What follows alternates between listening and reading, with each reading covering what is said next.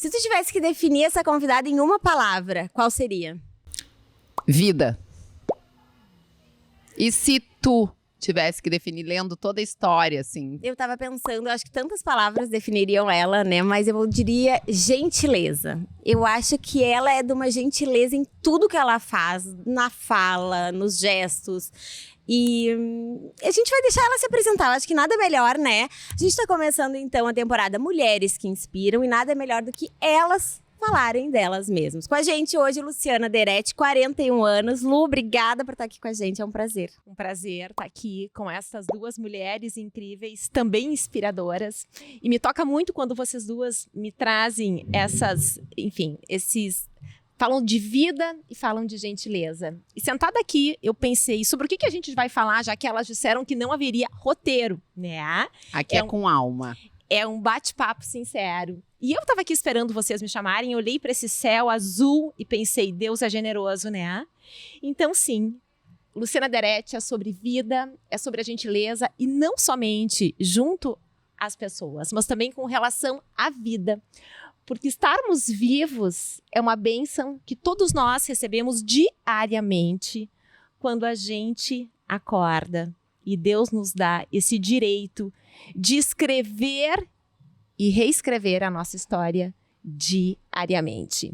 Eu acho isso, Lu, sensacional, porque isso não é da boca pra fora, gente. Vocês conhecem, quem não conhece vai acompanhar a Lu, sabe que é de verdade.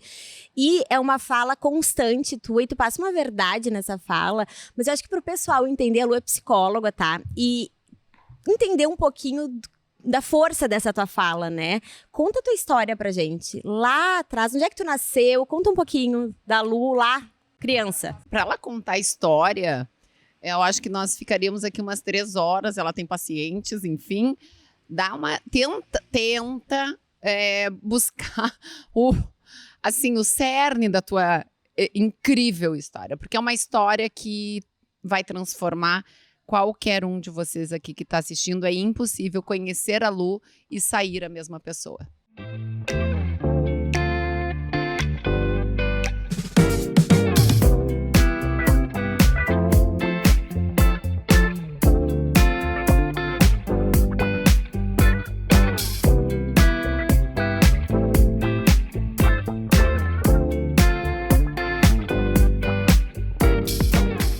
Sobre a minha história.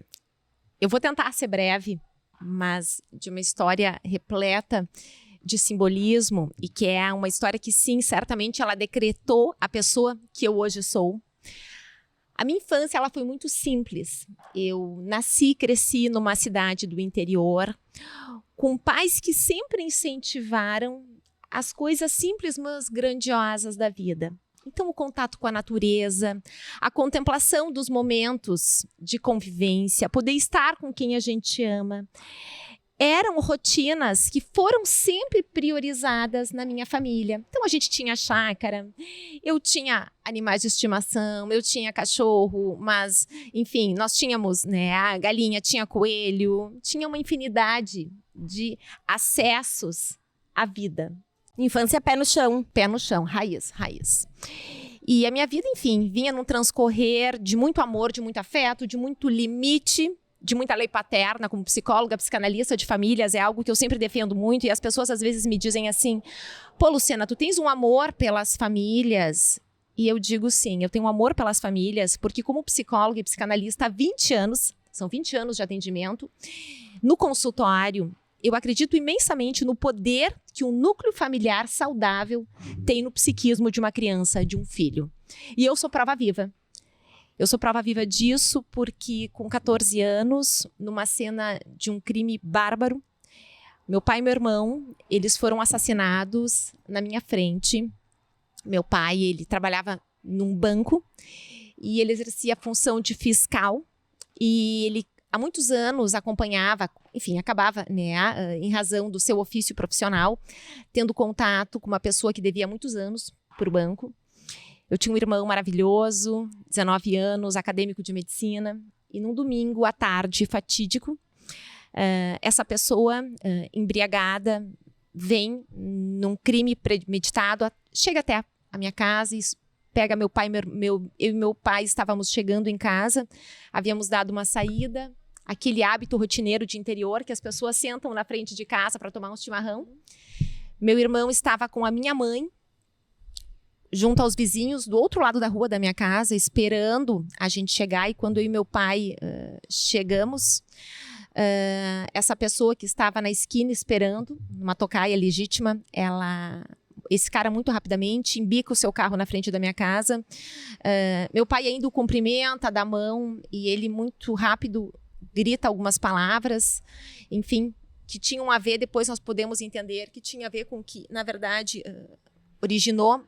Enfim, foi o motivo para esse indivíduo de que ele tinha uma dívida com o banco que estava vencendo e que... Eu vou falar para vocês por que aconteceu, como aconteceu, porque as pessoas me perguntam muito. Mas foi um assalto, né? O que aconteceu? Meu pai era uma pessoa íntegra, trabalhadora. Meu irmão, um cara sensacional, mas aquele homem, enfim, embriagado, acabou chegando na frente da minha casa e gritando que ele queria a escritura que ele achava que meu pai teria em casa guardada, porque a dívida dele de muitos anos com o banco estava vencendo e, enfim, e ela seria executada. E foram segundos, ele deu um soco no meu pai, eu estava ao lado dele, meu irmão correndo veio, era um menino lindo, de olhos... Meu irmão estava em casa do ou no outro lado da chimarrão? rua, Tava no do chimarrão. outro lado da rua, com a minha mãe, com os vizinhos tomando chimarrão.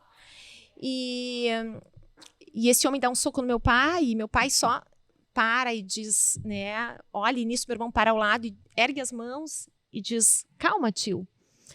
E nesse mesmo instante, ele, enfim, põe a mão nas costas, eu vejo que tinha uma arma e eu grito, pai. Nesse instante, ele vira para o meu pai, de costas ainda, teve o intuito de fuga, e ele dá 2 tiros no meu pai. Foi tudo muito rápido, gritos, enfim, meu irmão se atira, né, no chão, meu pai caiu de frente, e, enfim, tudo muito rápido, aquele desespero, mas o assassino, ele deu 2 tiros no meu pai e ele deu um tiro no meu irmão também. Na hora eu não tinha me dado em conta, era uma gritaria, aquele barulho, né, só que ele olhou para mim e olhou no fundo dos meus olhos, baixou a arma e foi embora.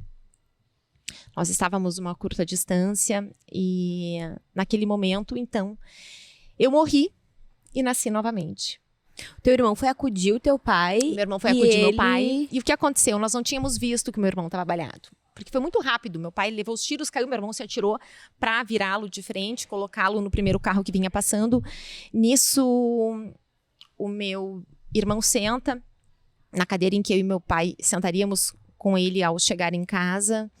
E a gente olha para o meu irmão, e meu irmão, enfim, lindo, um guri, olhos verdes, loiro, ele põe a mão na cintura e a gente se dá em conta de que ele está baleado. E aí, enfim, dizem que Deus escreve certo por linhas tortas. Como é que a vida segue, Lu? É, Para uma família, né?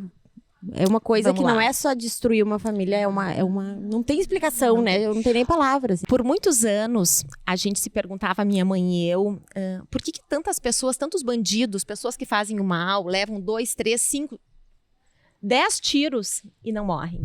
Meu pai teve 2, meu irmão levou 1 e os 2 vieram a falecer. Então, o primeiro aspecto que eu trago aqui para vocês, e aí quando tu falas em gentileza, e assim nos fala em vida, eu acredito muito em Deus. E sempre acreditou. Sempre acreditei. E esse foi um valor, um princípio, desde cedo também cultivado na minha família. E aí eu volto a dizer, como psicanalista de famílias, acerca do poder que nós pais temos junto aos nossos filhos. E, sem dúvida, o primeiro recurso foi a fé. Porque para poder, não vou dizer aceitar, mas elaborar uma dor como essa... É transcender. Acho que tem que passar por vários processos. Vários processos. Acho que a gente vai do inferno, sai do inferno numa situação... No inferno, aquele que... Porque a gente tem um lado primitivo, eu penso, Lu, eu não teria a capacidade de tirar a vida de ninguém. Mas nessa hora, não sei se não cruza todos os pensamentos possíveis, assim, tem que ser feita justiça, não é possível. Eu acho que até conter esse primitivismo... Que eu acho que é a nossa maior prova de evolução. Porque a gente fica escutando, e aqui no estúdio tem um silêncio, escutando uma história de quantos anos atrás? Fica um silêncio sacral, fica uma coisa visceral. Eu já escutei essa história algumas vezes, mas cada vez que tu escuta, imagina quem vive. Eu penso muito na tua mãe nesse momento. Né? Enfim, desculpa, porque é importante que talvez até a pessoa que esteja escutando agora também esteja passando por esse silêncio reflexivo. A Camila tá com o olho lá não sei aonde, agora pensando, ela saiu. E bem como você falou, não é a primeira vez que eu escuto essa história. Porque é uma história que lida com o nosso lado mais primitivo. Mais primitivo. Exatamente. E vamos lá. Quando a Que gente... idade tu tinha, Lu? Eu tinha 14 anos. Plena adolescência. Éramos somente meu irmão e eu. Então, a minha mãe, naquele mesmo instante, perdeu o marido, filho. Resto somente eu. E ela, sem dúvida, com um peso com relação à vida, que até hoje, né? Quando eu me coloco no lugar dela, como mãe de 2 filhos, é uma dor, ela é inimaginável. Talvez Deus deixou eu aqui, né? E permitiu que nós duas fizéssemos, e aí vem muito, não só a fé, mas a espiritualidade. Né? Eu hoje, enfim, sou psicóloga, psicanalista, 3 formações psicanalíticas, mas também cultivo muito dentro de mim, né, a força da fé e da espiritualidade. Quando a gente entende que na vida nada é o acaso. Né? E que se Deus nos colocou, permitiu que isso acontecesse, alguma razão havia. E nós temos não somente a possibilidade, mas o dever e a obrigação de seguirmos em frente. Isso é uma coisa muito interessante, né? Eu tava conversando com uma amiga falando das convidadas que seriam dessa temporada. E quando eu falei em ti, uma das coisas que eu falei assim, a Lu defende que todo mundo pode ser feliz, que é uma questão de escolha. E isso, desde que eu te conheci, pra mim é muito forte. Tipo, é uma missão tua, né? Eu acho que é uma coisa assim... E é uma bandeira difícil, né? Porque tu poderia ter assumido um outro papel nessa situação, e que tava ok também, que eu acho que cada um sabe como lidar com as suas dores, né?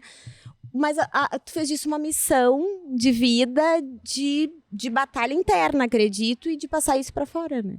Perfeito. Inicialmente, então, tudo aconteceu, e eu morando lá no interior, as pessoas tinham uma projeção de que eu viesse a ser médica, como meu irmão não pôde concluir. Outros diziam que eu deveria fazer direito, já que a minha vida virou uma cena de crime, então, né, justiça, enfim. E eu disse que eu queria ser psicóloga. Né? Aí as pessoas me perguntavam, por que psicologia, a tua história é tão triste? E aí vem um ponto e vírgula da minha história, porque naquela época, eu fui então, né, eu queria estudar na capital, e havia a PUC naquela época tinha um exame chamado psicotécnico, que era uma avaliação que as pessoas passavam para poder cursar a psicologia. E no psicotécnico eu fui reprovada. Em razão da força da minha história de vida, que naquele tempo entendia-se que seria muito difícil eu me tornar uma boa psicóloga com uma história de vida tão triste. E talvez isso foi o que me deu mais gás. Mais... Ultrapassada, né? Imagina. Muito. Logo depois, no ano seguinte, olha como é a vida, no ano seguinte, o psicotécnico caiu em desuso. Imagina, é a tua grande força, a tua história virou uma força. Força, é um motor gigante. Mas que bom que a ciência... Usina. É uma usina. É uma usina. Que bom que a ciência evolui, que as instituições evoluem. O psicotécnico acabou, né? Logo no ano seguinte ele foi extinto. Aí eu fui lá, fiz o vestibular, passei e disse, ok, eu vou cursar, eu vou continuar, na verdade, onde eu fiz a minha formação, que foi na Unicinos, mas eu fui lá ainda e provei que eu era capaz. De acordo, enfim, com o vestibular, que era o que eu achava ser o método justo de avaliação. Tu vê que coisa interessante, né? As adversidades, e isso eu acho que é uma das coisas mais sutis da composição humana. Quando a gente percebe a adversidade e faz dessa adversidade um motor, porque, olha só, analogicamente falando, fazendo uma analogia, ela teve uma tragédia imensurável que a gente tenta simular, enfim, né? Se colocar no lugar ou dela ou da mãe, enfim, e não chega nem na ponta da base do iceberg, na pontinha ali, não, na ponta ou na base, vamos decidir, né? Mas não chega nem, enfim. Mas aí ela é reprovada num psicotécnico de uma coisa que ela tem certeza que essa história dela vai ajudar pessoas, e o não traz mais vontade. Então, é uma característica que a gente, se colocar num auto-observador, se percebe se tu te torna a vítima da adversidade ou se tu te tornas o protagonista, né? Tem algo que eu digo muito no consultório para meus pacientes, e é uma verdade absoluta, não só com relação ao que eu vivencio nesses anos todos com eles, mas principalmente quando eu olho para minha história de vida, e eu posso dizer isso com plena certeza, que toda dor, todo sofrimento, ele é um recurso imensamente potente de evolução, de crescimento e de sucesso. Então, a gente vive atualmente na sociedade contemporânea essa tendência a enaltecer, a valorizar a vida perfeita, né? Então, todo mundo, principalmente, né, nas redes sociais, o que se posta, o que se apresenta são aquelas vidas perfeitas, lindas, maravilhosas. Enquanto, na verdade, isso eu digo sempre para os meus pacientes, não tem problema o que tu estás me trazendo. Nós vamos fazer disso um trunfo na tua caminhada, na tua trajetória, de aprendizados, de conquistas e de felicidade. Porque o fato de eu, Luciana, ter perdido tão cedo mais a metade da minha família, e ter me visto numa situação de imenso desamparo e desespero e sofrimento, foi o que fez com que eu desse valor todos os dias, quando eu acordo e penso, uau, é mais um dia que eu tenho pela frente e eu estou viva. Então eu sempre digo, e eu não era das redes sociais, eu fui para as redes sociais no final do último ano. Isso é outra história que eu acho interessantíssima, né? Vamos ver se vai ter tempo, né? Mas é muito legal também. Vou contar para vocês, então, talvez porque tenha sentido com relação a tudo que a gente está falando. Então, com aquele sangue nos olhos, eu fui fazer psicologia e disse, eu vou dar certo. E me formei, a primeira formação psicanalítica, infância e adolescência, depois a formação adultos e, por terceiro, consultório já lotado. Graças a Deus, ou meu empenho, enfim, né? Acho que quando essa fala soma, de tudo, adeus, adeus, de mãozinha comigo. E aí essa vida, né? Como vocês falam aqui, essa gentileza, e novamente, se Deus me deixou aqui, vamos lá, vamos viver de verdade. Mas o que acontece é que mergulhei na vida profissional, consultório, a mil, trabalhando muito. E as redes sociais começaram a acontecer, né? E muitas pessoas me diziam, tu não vai para as redes sociais? Tanta gente falando. Eu dizia, olha, gente, eu já trabalho tanto no consultório, eu não tenho nem tempo, né? Me deixam trabalhar que eu já estou fazendo o que está ao meu alcance junto aos meus pacientes, isso já me realiza imensamente. E assim, eu vinha vindo e as redes sociais crescendo, e vários amigos me fazendo essa provocação do tipo, Lu, o que tu estás fazendo que tu não estás nas redes? Compartilhando o teu conhecimento. Sim, e parece que quem não tá nas redes não tá fazendo nada, é muito interessante, nada, que né? tu tá perdendo alguma coisa. Mas aí começou algo muito interessante, que pacientes começaram a vir e me dizer, Lu, tu viu a fulana, o que ela disse sobre criação de filhos? Ela tem não sei quantos milhares de seguidores. Aí eu ia lá e eu olhava aquele perfil e a pessoa não tem nenhuma formação legítima, fez um curso de final de semana e saía a falar sobre criação de filhos, sobre felicidade, sobre superação. E aquilo começou a me inquietar de alguma forma. Mas tá bem. Eu não tinha nem tempo para isso, né? Afinal, eu não posso fazer em casa diferente do que eu prego no consultório, que a vida é um equacionário de papéis. Então, eu amo minha profissão, mas eu amo ser mãe. Eu adoro a minha vida junto ao meu marido, uma pessoa sensacional, que Deus permitiu que eu encontrasse, né? Que nos conhecêssemos e que é um grande parceiro na jornada do meu viver. Enfim, que eu conheci ele quase me formando, casei super cedo. A minha vida, desde cedo, ela foi muito séria, né? Aí quando a gente fala aqui sobre isso, e eu falo do crescimento, é literalmente isso, né? Acho que a minha vida profissional ela deu muito certo, porque eu consegui transformar essa dor em recursos que eu pude, enfim, que pude fazer com que eu quisesse. Não tem a ver só com sucesso, tem a ver com propósito, tem a ver com escolhas conscientes acerca da vida. Mas voltando às escolhas, eu dizia, não, eu quero dividir o meu tempo entre o consultório, meu marido, minha convivência familiar, meus filhos, enfim, e minhas corridas, que eu amo esporte, adoro atividade física, acredito muito que é um momento de conexão da gente, enfim, né, com o mundo, com a espiritualidade, poder estar só sem sentir-se sozinho, né, a minha corrida matinal com o meu cão é algo que me abastece diariamente. Mas voltando à questão das redes sociais, o ano passado, 2023, final de 2023, fui fazer alguns exames de rotina e aparece uma grande alteração no meu fígado. E olhem que interessante, né? O tiro do meu irmão foi no fígado. E eu venho com um exame absolutamente, enfim, com grandes alterações, que gerou muita preocupação no meu marido médico e que disse pra mim naquela noite, amanhã cedo, tu entras no hospital, já avisei nossos amigos e vamos te revirar o avesso pra ver o que tá acontecendo. Quando eu acordo de manhã, tomo café com meu marido e digo pra ele, tá bom, amor, eu tô indo então pro hospital e ao meio-dia a gente se encontra, eu passo lá na clínica te dar um oi. E ele disse, não, eu desmarquei a minha agenda e eu vou contigo. Naquele mesmo instante, eu pensei, eu tô com câncer. Eu sempre tive muito medo de ter câncer. E eu vivo a minha vida, é muito interessante. Talvez o câncer, para mim, é uma palavra que toque muito imensamente, porque remete a uma doença que pode ser terminal. E como eu valorizo muito estar viva, eu vivo meus dias pensando, se amanhã eu não estiver mais aqui, do que eu não posso me arrepender? Porque para mim a morte, desde sempre, foi um decreto da realidade. Nós podemos estar aqui hoje e depois de amanhã não estarmos mais. Então por que eu não vou ser gentil contigo? Por que eu vou carregar uma mágoa no meu coração? Por que tu vais me falar uma coisa e eu vou ficar pensando, ai, o que ela quis dizer com isso? Ai, invejosa. Ai, o que ela... Não, detesto. Gente, o amanhã pode não acontecer. Não é nem o amanhã, daqui uma hora. Mas, Lu, fazendo um parênteses, depois a gente volta para a história aí do hospital. Mas eu acho que essa é a grande dificuldade, que talvez quem esteja nos escutando, nos assistindo, tipo assim, eu sei que eu devo ser feliz, eu sei que pode acabar amanhã, mas como fazer? Como é que é esse caminhar para... Porque tem pessoas que se vitimizam, que aí a gente pode, que nem você falou, é uma questão às vezes de personalidade, mas em geral, como traçar esse caminho de que hoje é um dia e eu tô aqui para ser feliz e, bom, se não, isso não tá bom, talvez aquilo esteja, poder olhar o lado cheio do copo, que nem a gente diz. Eu acho que essa é a grande questão, sabe? Eu não vou poder defender somente o meu peixe aqui, né? Que eu, como psicóloga, psicanalista, acredito muito na força, no impacto da nossa história acerca da nossa forma de ver e entender os fatos e circunstâncias. Então, todos nós, como eu falava no começo, nós somos, vamos dizer assim, nós somos o resultado do que nos aconteceu. Mas existe algo muito importante, que é a possibilidade de nós transformarmos o que junto a nós aconteceu. O fato de meu pai e minha mãe terem dito que eu não era capaz, que eu não ia conseguir, não significa que hoje é apropriado do seu crescer. Primeira coisa, todo mundo foi criança, mas nem todos nós precisamos carregar a infância dentro de nós com relação às marcas negativas acerca do que conosco aconteceu.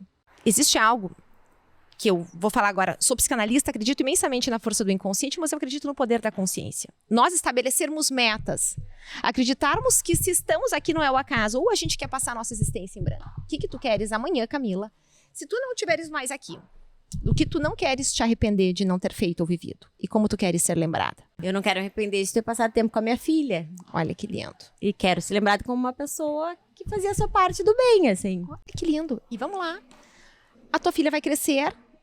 E tu também vais poder, ao longo da tua caminhada, vivenciar talvez um tempo em que ela não vai mais precisar tanto de ti quanto hoje precisa. Então a vida, na verdade, e aí ano passado veio um projeto novo meu, que é a Mentoria Life Project, que é um projeto lindo que tem a ver justamente com isso.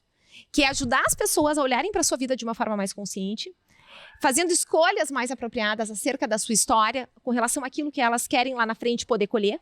Né? E aí, independentemente de seu sucesso profissional, de seu sucesso como mãe, como pai, enfim, independentemente da esfera da sua vida, mas que o viver consciente permita, e aí, claro, existe toda a minha técnica profissional. Então, essa pergunta veio pra gente entrar aí, porque eu queria saber se esse projeto novo, que eu acho que começou ano passado, fala dele, mas ele começa esse ano, acho que com força, Começou né? no final do ano passado, que eu lancei ele com força agora. Estamos no 3º mês. É isso que eu queria saber. Ele vai nos dar ferramentas para que a gente consiga nos auxiliar a isso, a tentar ver o lado, falando de uma forma bem simplista, ver o lado cheio do copo. Exatamente. De que apesar, e na verdade esse é um método que eu criei a partir de 20 anos de experiência de consultório, porque existem características que elas são de todos nós. A procrastinação, né? A vitimização. Todos nós, em algum momento, vamos tender a escolher, vamos dizer assim, essa perspectiva da vida mais pesada, né? Por que comigo? A mentoria não é para falar sobre a minha vida. Eu, na verdade, estou falando aqui hoje para vocês sobre a minha vida porque eu acredito que eu sou a prova nua e crua, o decreto de que é possível ser feliz, independentemente das circunstâncias. Mas a Mentoria Life Project, ele é um processo com embasamento profissional, científico, enfim, acerca dos recursos emocionais que todos nós temos, porque no momento que a gente está vivo e que a gente tem 2 pernas e um pensar, nada justifica a gente não vencer, desde que a gente queira. Para isso, a gente precisa estabelecer metas, a gente precisa reconhecer nossos pontos fracos, olhar para eles sem medo, se apropriando e não se entregando, que é muito diferente. Eu reconhecer o que eu tenho de ruim, o que faz com que eu não chegue lá, não é uma forma de eu ficar triste ou desanimada, é uma forma de me apropriar disso e dizer que ferramentas nós vamos construir para poder transformar. Lu, na tua prática, desculpa interromper Claro. a tua fala, mas na tua prática, tá? E estudando a forma na qual o nosso cérebro foi composto, o que tu percebe na tua prática clínica das pessoas chegando lá e tendo muito mais facilidade de falar das suas falhas, aquilo que, né? Ou enaltecer, porque está dentro de um ambiente protegido, as suas habilidades, os seus dons, se sentir merecedor da parte boa. Eu tenho uma teoria sobre que o nosso cérebro, ele não foi treinado para se apropriar da parte boa, porque essa parte boa, se a gente tem ela apropriada, se a gente tem a generosidade apropriada, a gentileza apropriada, a bondade apropriada, as coisas boas apropriadas, automaticamente elas acolhem as falhas, elas ressignificam essas falhas, porque é consciente. Tu tens esse feeling de chegar lá e as pessoas dizem, eu falho, eu isso, eu aquilo, mas na hora de si, que isso, não, é ostensivo, exibicionismo ou o que quer que seja. Vamos lá, todos nós temos uma estrutura psíquica que determina a forma com que a gente vive, com que a gente enxerga o mundo e a realidade. Porque todos nós temos uma história única e individual que vai ser determinante com relação à forma com que a gente vivencia os cenários da vida lá fora. Hoje nós temos sim uma tendência à vitimização. Não é à toa, gente, que os consultórios psi estão cada vez mais transbordando de gente. Por quê? Porque nós somos a sociedade do consumo, do desempenho, então nós nos sentimos obrigados a desempenhar o tempo inteiro. E muitas pessoas vivem a sua vida de uma forma que não é sua, sem autenticidade. Então elas querem ter o cabelo que a amiga tem, querem ter um casamento como aquela pessoa que elas conhecem, elas imaginam que seja. E elas vão vivendo a vida num formato, são pseudo-realidades. Nós cada vez mais estamos distantes da nossa essência, na contemporaneidade. Vivendo uma ilusão. Vivendo uma ilusão. Sim, eu achei interessante que tu falou assim, buscando um casamento do jeito que ela acha que é. Porque o achômetro virou um parâmetro, né? Exatamente, virou um decreto quase. E é achômetro. E é um achômetro. E as redes sociais, depois a gente volta à história do fígado, elas validam muito isso, naturalizam, banalizam. Talvez seja o termo certo e talvez também daí a minha resistência nela. Em casa eu sou anti-telas e eu digo para meus filhos tem um menino maravilhoso, 2 meninos, um de 13 e um de 10, e eu sou a mãe chata que digo, gente, tela não, vamos viver a vida de verdade. Por quê? Porque as telas acabam apresentando um viver fictício que se torna uma armadilha do viver de todos nós. Então, quando a gente volta à história do fígado, voltar para nós não nos perdermos, porque são tantos os assuntos. Só para a gente pegar, porque eu acho isso importante também, vindo de uma psicanalista de família e de jovens. Na tua casa, tu tens um tempo de tela, é 0 tela, como é que tu tem, é administrado isso? Adorei. Como tudo na vida, a gente precisa de medidas. O equacionar dos papéis, dos tempos, dos espaços. Telas fazem parte da vida, a gente não tem como omitir isso. Agora, os meus filhos, sim, eles têm limites de tela.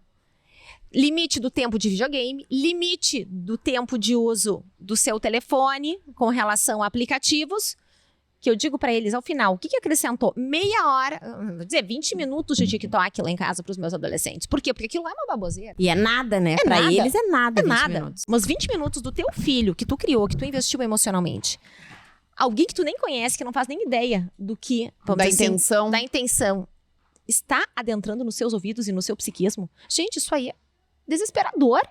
Tu educa para alguém lá, que tem milhares e milhões de seguidores, que muitas vezes são comprados, inclusive, dizer pro teu filho que é bonito, vamos dizer assim, fazer bullying.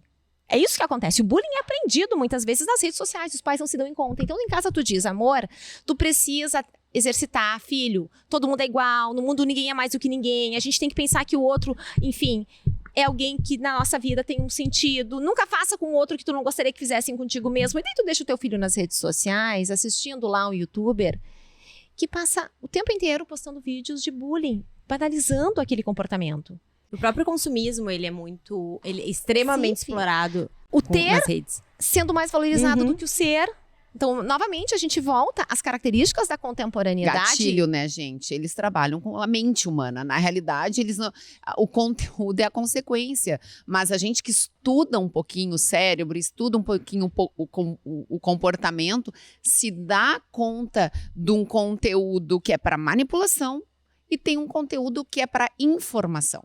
Então, assim, onde tu busca a pessoa querendo te convencer a algo ou a pessoa querendo te trazer a reflexão. Tem um universo. Só que imagina numa mente vulnerável de um adolescente que não tem essas estruturas psíquicas formadas ainda. É um piscinão de ramos, né? Nossa, é catastrófico, eu costumo dizer. E por isso que nós nos apropriarmos, e isso nós estamos falando dos adolescentes, mas vamos lá, nós, mulheres. Gente, por Não favor. sou adolescente, criança. A Alice chegou, disse que, eu quero um tênis de rodinha. E a gente fica, mas da onde que ela tá tirando esse tênis de rodinha? O que é? Um desenho que ela assiste, a menina tem. E aí eu comecei a me dar. Foi aí que me chamou a atenção o consumismo. Só um pouquinho. Nem tem idade pra usar um tênis de rodinha, não vai ganhar um tênis de rodinha.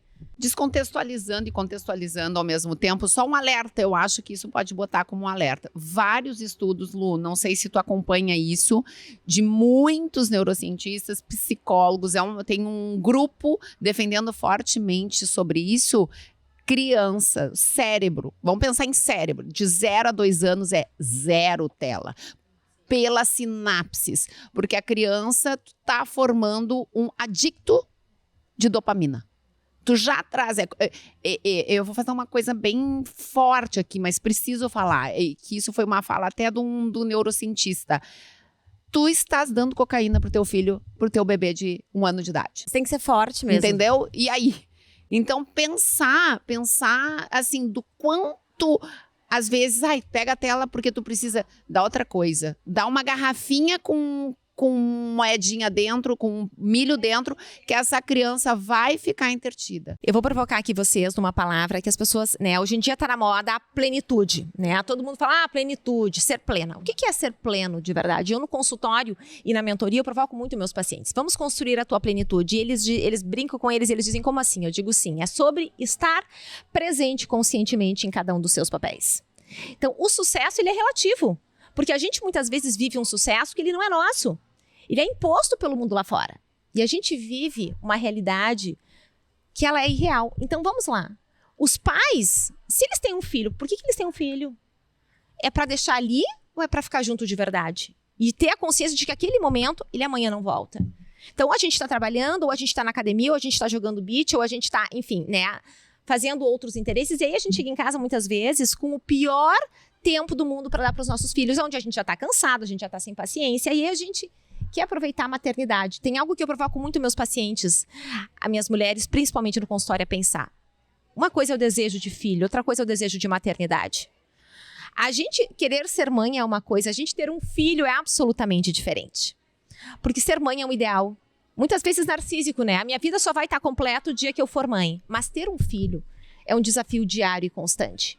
E a gente poder assumir conscientemente esta jornada, porque é uma jornada, é, sem dúvida, o mais genuíno, vamos dizer assim, caminho que nós podemos escolher para o sucesso da maternidade. Olha que interessante isso, hein? Sobre ser mãe e sobre maternidade. Temos um abismo quase, ou tem um caminho, né? Tem um jardim a ser construído. Linda, eu acho interessantíssima essa frase, porque uma coisa assim, né? A gente conversa bastante, somos amigas fora dos microfones, e é muito interessante porque tem muita mãe que tem um filho por falta de estrutura, por falta de consciência, por falta de informação, por uma certa ignorância, porque é o padrão ambiental de fazer um filho, 2 filhos, 3 filhos, 4 filhos, e até aí tudo bem. Mas o que a gente tem se deparado com atitudes adultas, não tão adultas, de mães que tu parte, ou pais, que tu parte de um pressuposto que tem o acesso à informação, que tem a condição financeira, que tem o acesso à educação. Gente, é perplexitante, né? É desesperador o que a gente tem percebido de filhos mandando em paz, filhos ditando regras dentro de casa, filhos não tendo a menor noção do que é respeito E aí vem isso, né? Quando eu conto a minha história de vida aqui, e eu digo que eu acredito nela, eu fui criada com muito limite, com muita regra. Então, talvez quando a vida me impôs esse decreto de que realmente a minha vida não seria como eu imaginava, embora muito doloroso e difícil, meus pais me ensinaram muito cedo que na vida nem tudo é como a gente quer. E aí vem essas novas teorias aí, tem novas ideologias aí sendo propagadas pelas redes sociais, principalmente, onde a gente tem que respeitar a criança, onde, né, a opinião da criança, ela tem que ser considerada. Gente, eu não estou dizendo que a gente tem que atacar a subjetividade da criança, mas existe um mundo lá fora e que as coisas vão ser como o mundo determina. A vida é assim, nem tudo é como a gente quer. E nós estamos criando uma geração de filhos, infelizmente, com essa, onde se confundem, né? Há muitos conceitos, e aí está o perigo das redes sociais, mas sim, gente, é muito triste. Os pais, e aí vamos lá, ter filho dá trabalho. Limites não é uma ideia adultista que os adultos criaram. Não, limite é necessário. Limite é amor. É amor, é afeto, é cuidado. É olhar. E dá muito mais trabalho, Gente, isso né? dá muito mais trabalho. Então é muito mais fácil deixar ali na tela, a criança tá incomodando, em vez de tu ensinar o teu filho que isso não se faz, é mais fácil dar uma tela para ela se distrair. Gente, e o preço, ele é muito alto lá na frente. E voltando ao fígado, por que a Luciana foi para as redes sociais? Porque a Luciana... Voltando ao fígado, adorei. Voltando ao fígado. Que essas crianças, esses adolescentes estão tomando álcool. Gente. Olha, de forma... Pobre fígado. Aqui, gente. Mas é verdade, é surreal. Eu lembrei exatamente disso agora, porque a banalização da sexualidade, nós temos a banalização da sexualidade, a banalização do consumo alcoólico junto a esses jovens, porque os pais... E essa já é uma geração de adolescentes criado por pais que achavam que... Vamos entender, vamos se abaixar para conversar com a criança, para ela não se sentir, vamos dizer assim, repreendida. Autoritarismo, gente, a autoridade faz parte da vida. Quantos de nós vamos ter ou tivemos um chefe, mesmo assim, existe o juiz que decreta o que é certo ou não na nossa sociedade? A hierarquia faz parte da vida, isso não é violência. Hierarquia virou violência. Então, tem pais e mães com medo de dizer para o filho do amigo que vem na sua casa que ele fez algo de errado, ou de ligar para a mãe dessa criança e dizer, teu filho foi inadequado na minha casa, presta atenção, porque tem medo de que os pais do lado... Não, e quando liga? E a mãe diz assim... Ah, então é o teu filho que deve estar com algum problema, se tu tá me ligando. Oi, gente, vamos nos unir. Vamos nos unir. Vamos olhar todo mundo junto. Vamos olhar pro meu, tu olha pro teu e nós olhamos pros nossos. Olha que interessante. Nós tivemos um caso, uma amiga da Alice, no aniversário, que é uma criança sabidamente muito difícil e que estava fazendo algo que não devia, e a avó dessa criança perto e reprimiu com a educação, e o pai disse assim, meu filho faz o que ele quiser. Olha isso. Essa avó muito educada disse, pode ser na tua casa, na minha não. E voltou a reprimir. Mas olha que absurdo essa fala desse pai. Por quê? Porque existem, e eu não vou citar nomes aqui de teorias, enfim, pra gente não entrar no mérito da questão, mas que o sentido é esse, né? Que as crianças, quando eu era pequeno, meu pai era muito duro, muito autoritário, e por isso eu me tornei um adulto, vamos dizer assim, deprimido. Gente, o que é isso? O que é isso? Quanto mais nós prepararmos nossos filhos para o limite, para a frustração, para aquilo que não vai ser como eles gostariam, mais eles serão adultos preparados para as adversidades da vida. E mais isso capacitará eles para realizar os seus sonhos. Isso é amor. Isso não é violência. Mas a gente tem uma inversão, infelizmente, desses conceitos que nós vivenciamos. E o fígado? Voltando ao fígado, então a Luciana lá, pensando que poderia morrer no dia seguinte, ela pensou... Sim, porque teu marido e contigo foi um indicativo de sinal vermelho. Algo grave. Não, está doutor acontecendo. James, fechar a agenda. Algo Fechar grave. a agenda, enfim. Ele é absolutamente mergulhado na sua profissão, ama o que faz, mas é um exímio pai, marido, parceirão de vida. Eu moro no alto da cidade, minha casa, e quando eu desço para trabalhar, Santa Cruz, né? Santa Cruz, a cidade é lá embaixo, aí tô eu lá no alto, olho a cidade lá embaixo, meu marido no carro na frente, e naquele exato instante eu lembro do assassino olhando para mim, no fundo dos meus olhos, baixando a arma e indo embora. E eu pensei, gente, se Deus me deixou nesse mundo e eu morrer amanhã, o que eu deixei para o mundo lá fora? Só para os meus pacientes e para os meus amigos, ou eu posso dividir? E, de alguma forma, inclusive transformar a vida das pessoas, aquelas que não têm condições para um tratamento. Aquelas que estão se abastecendo de conteúdos nas redes sociais, que eu tenho plena convicção e certeza de que estão equivocados. E naquele exato momento, eu tive a certeza de que eu ia para as redes sociais. e que eu ia dividir com o mundo lá fora. A gente tem que fazer uma onda também para bloquear um pouquinho, né? Pelo menos vamos nos Gente, unir num vamos nos pensamento Exatamente. E vamos lá. em contraponto a esse pensamento no qual a gente discorda. E a Se tem gente- algo bom pra compartilhar, Por que compartilha, não? E por né? que não, a partir de uma experiência, como eu digo pra vocês, nós temos hoje nas redes sociais, esse é um alerta pra todos. Existem pseudo-profissionais em todas as áreas. Pessoas que alertam, que dão dicas, que direcionam o viver das pessoas de uma forma imensamente irresponsável. Isso aí deveria ser crime. Por quê? Quando as pessoas, às vezes, me dizem assim, por exemplo, Luciana, tu é psicóloga, tu passa o dia ouvindo o problema, tua vida deve ser muito difícil. Eu digo, não, as pessoas passam o dia me entregando o que elas têm de mais precioso nas suas vidas, que é o seu viver e o seu pensar. Só que as redes sociais viraram terra de ninguém. Qualquer um vai lá e dá dica de como ser feliz. Então, lá estou eu, no psique.lucianaderete, tentando compartilhar um pouquinho da minha caminhada profissional, principalmente, mas claro que também do meu jeito Luciana de viver a vida, para poder inspirar as pessoas lá fora. E eu gosto, Lu, que eu acho esses dias, até eu falo exatamente aqui, tem umas dicas muito boas, que é a questão do livro, que eu gostei, eu ainda pensei assim, vai, essas coisinhas que eu acho que fazem diferença, que tu disse, eu acho que pros teus filhos, tem que ler 1 hora por dia, algo assim, e tu descobriu que se tu desse páginas, aquilo fluiria melhor pra todo mundo. Porque a gente diz assim pros nossos filhos, por que tu não lê? Tu tem que ler. Mas a gente não senta para ler para eles nos vendo, lendo um livro. A gente faz isso depois que eles dormem. Eu sou uma exímia leitora, sou apaixonada por livros. Mas eu presto atenção. Peraí, eu vou ler um pouquinho aqui junto com eles. Então, assim, a gente exige deles, mas a gente não senta para ler na frente deles. A gente não lê com eles. A gente não mostra que em tanto tempo a gente pode ler tantas páginas. E isso pode ser uma construção, como tudo na vida. Tudo na vida é planejamento. É meta, é determinação e a persistência. Então, quando vocês voltam e me perguntam, Lu, como é que tu chegaste onde tu chegou? O que tu pode dizer para as pessoas com relação a como fazer para dar certo? A gente poder ter clareza dos nossos objetivos. A gente poder ter clareza acerca do processo necessário. A gente poder ter desejo. E a gente poder entender que lá na frente tudo vale a pena. Vai cansar ler? Sim, mas, gente, a vida é assim. Eu digo para eles. Que legal tu ter concluído a leitura de um livro. Filho, tantas páginas por dia, no final tu vais ter lido esse livro. E olha que legal, tu vai ter uma história para contar. A vida é assim. É bom a gente, quem passa no vestibular, é bom estudar matérias que não tem nada a ver com o teu intuito, com a tua identificação? É claro que não. Num projeto profissional, quando a gente trabalha numa empresa e a gente tem que entregar, enfim, um projeto, uma construção, quantas noites mal dormidas?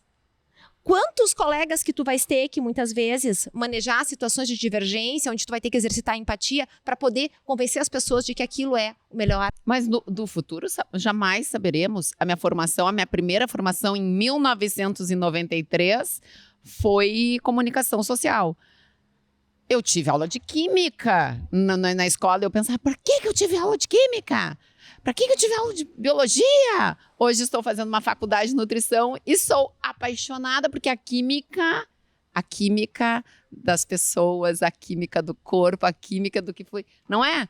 E lá, quando a gente é jovem, diz assim, não entendi até agora por que eu estudei química se eu fiz né? Então, assim, tem tanta coisa que a gente não sabe e a gente já bota em caixas. Já limita daí de uma forma que vem um limite não construtivo, é um limite destrutivo. Claro, que é a passividade, na verdade, né? Então, assim, não gosto, não é bom. A questão do sentido, né? A nossa vida, o que é propósito? As pessoas... Outra palavra que tá na moda, né? Outro termo. Propósito. O que é propósito? Propósito é sentido, é significado. E a gente vive uma vida, muitas vezes, sem saber onde a gente quer chegar. Quantas vezes tu para e pensa, eu estou fazendo isso em razão de quê? O que me faz feliz de verdade? Eu sou daquelas que eu penso em acrósticos, né? Presença, propósito, plenitude, tudo com P, gente. Já vai botando assim, ó, a língua do P. Olha, é aquela que quebra totalmente. Eu já trouxe a língua do P pra nossa conversa super evoluída. Mas é que assim, eu acho que isso é uma sabedoria. A gente conseguir aprofundar e a gente conseguir voltar à superfície e aprofundar, porque daí a vida, mesmo num papo cabeça, mesmo num papo profundo, ela não pesa, ela continua leve. E aqui vai algo muito importante para a gente poder refletir juntas, né? A perspectiva é a da caminhada. Mais uma palavra com P, perspectiva. Perspectiva, olha aqui. Lindo isso. Amei, né? A gente poder entender que o processo Outro P. Ele tem um simbolismo e ele tem um ganho imensurável. Às vezes os meus filhos me perguntam, mãe, será que vai dar certo? Meus filhos são grandes. Eu sou uma grande incentivadora do esporte na vida dos adultos, pela perspectiva dos neurotransmissores, de toda a neurociência, mas também com as crianças com relação à perspectiva que eu acho que o esporte é um laboratório para preparar nossos filhos para a frustração, para a vida. Então, um dos grandes trunfos da nossa evolução, e eu acredito do nosso crescimento emocional, né, da nossa maturidade emocional, é a capacidade de nós entendermos o encanto que existe na caminhada, na trajetória. Porque todo esforço consciente, eles nos dá a certeza de que a gente está fazendo o que é necessário. E isso nos dá uma sensação de estar vivo. Quando eu incentivo muito com os meus filhos a prática do esporte, o que eu gosto do esporte?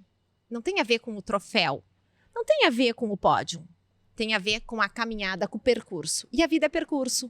Todos os dias nós estamos vivendo um percurso. Ao final do dia de hoje, esse podcast foi um percurso. Independentemente do nosso objetivo maior, a gente está aqui vivo presente. Quando eu digo para os meus filhos e eles terminam um campeonato e eles não saem campeões, o que eu digo para eles? Está tudo bem, filho. O que importa foi a vivência que tu teve naquele momento em que tu tentou o gol e tu não conseguiu, mas tu descobriu certamente naquele instante que tu pode ir um pouquinho mais além. E assim, a gente brinca que a gente contempla formigas, né? Eu contemplo. Esse vento, nós podemos pensar, por exemplo, que ele tá aqui incomodando, tem que mexer o cabelo, ou a gente pode pensar que esse vento tá nos trazendo um frescor maravilhoso. Maravilhoso. Né? Dependendo, claro, de qual for o nosso foco. Se o nosso foco é um papo leve, gostoso, ou é um cabelo instagramável. O repertório da vida, ele é repleto de imprevistos. Dores, dificuldades, tragédias, talvez. Luciana, eu sou um exemplo disso, mas ele é passível de realização, de felicidade. E a felicidade, ela não depende de muito.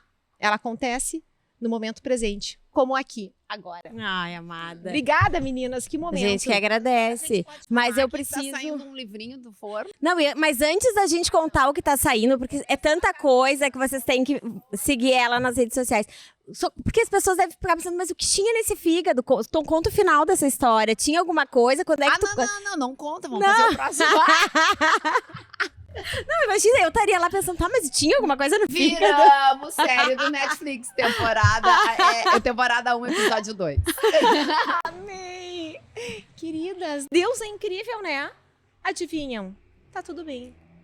Não tinha, era um insight que tu precisava. Era uma Era um provocação. cutucão de Deus pra dizer, vai levar esse Era a conteúdo pra todo mundo. provocação do destino dizendo, Luciana, vai lá. Que certamente, e aí as pessoas me dizem assim, dá muito trabalho, Lu, não dá muito trabalho nas redes sociais o que tu posta, e eu digo pra elas, quer saber qual é o maior retorno que existe? Quando o meu porteiro querido do meu prédio do consultório, alguns exemplos, o ano passado, no Natal eu tava falando ali próximo com ele e ele me contou que uma das coisas que mais legais tinha acontecido com ele nos últimos tempos foi eu ter ido nas redes sociais e ele e a mulher dele poderem me seguir e assistir as dicas. O quanto ajudava, quando muitas vezes eu tô andando na rua, caixa do mercado, e uma pessoa vem e me diz, nossa, Luciana, eu não tenho condições de fazer um tratamento, mas às vezes eu vou brigar com meu marido, eu vou lá e eu olho as tuas dicas e penso, não vale a pena. Olha que lindo. É sobre isso. Tá fazendo a diferença, né? É sobre isso. E eu acho que Deus quis realmente me dar o recado. E eu, O mundo Lu, é muito maior do que tu imaginas. para as pessoas entenderem, saberem, né? Fala das tuas redes sociais, do livro que tá chegando, do projeto. Conta um pouquinho. Rapidinho, então. E aí, nós temos uma circunstância que vou para as redes sociais, voltando à história de vida da Luciana, né? E depois de um tempo ali, me aventurando, faço uma viagem. E como eu disse anteriormente, eu tenho muita fé dentro de mim, eu acredito muito nos desígnios de Deus. E eu realizei um sonho de conhecer o Muro das Lamentações em Israel. E quando eu estava lá no Muro das Lamentações em Israel, eu me emocionei muito, porque eu lembrei das cenas da minha vida até então. E também me lembrei da fragilidade da minha mãe, naquele cenário de desamparo imenso. E eu me lembrei de uma cena, que ela vai estar no livro, né? Que ela é a abertura, na verdade, do livro, que eu vou dar um breve spoiler, mas é uma cena em que eu precisei, junto à minha mãe, escolher viver novamente. O desamparo, ele foi muito grande. E quando eu contei para os amigos que lá comigo estavam, dessa cena que me veio muitas vezes à mente no Muro das Lamentações, porque eu não somente escolhi ser feliz, mas eu também escolhi viver, né? Deus, por mais de um momento, e aí o livro logo mais está aí no forninho saindo para vocês, eu escolhi poder estar aqui hoje, eu escolho todos os dias. Então, tem um livro aí saindo sobre a escolha consciente possível de todos nós acerca da felicidade. Quando que é o lançamento, Lu? O lançamento logo mais em abril. Logo, logo. Tá. Tu pode A falar. morte me convidou e eu disse não. Logo mais para vocês. Que Do título fundo- forte, lindo, hein? Do fundo do meu coração, com todo carinho. Sobre deixar algo pro mundo lá fora e poder inspirar um pouquinho mais as pessoas acerca do que realmente importa nas suas vidas.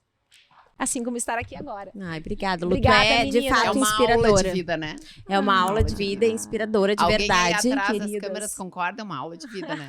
Sigam a Lu nas redes sociais. Obrigada pela presença. Obrigada, uma honra poder estar aqui com essas duas mulheres repletas de luas, de propósito e de vida. Assim seguiremos, amiga. Seguiremos, com certeza. Obrigada, D1 Empreendimentos. Obrigado a Vivo. Encerramos aqui nosso primeiro episódio da série Mulheres que Inspiram.